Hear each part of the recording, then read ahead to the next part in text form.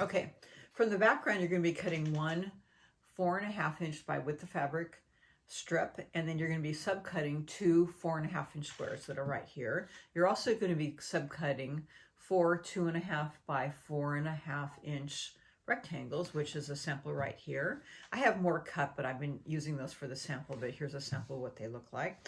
You're also going to be cutting one 3.25-inch width of fabric strip. The pattern says 3 inches, but that's where I've made the change. Don't worry about it.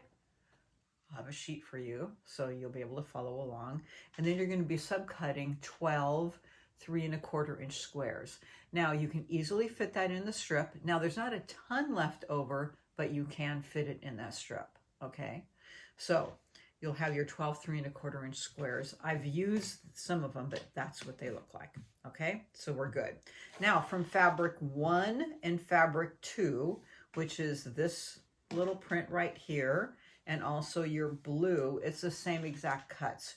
You're going to be doing one, these are their fat eighths, one 3.25-inch strip instead of 3-inch, and subcutting four 3.25-inch squares.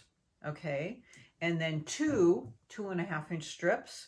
You're going to subcut four little 2.5-inch squares, and four again 2.5 by 4.5-inch strips of the same fabric. Okay, so that's fabric 1 and 2, the same cut. Now, fabric 3, which is your purple, one, again, 3.25-inch strip. You get the message.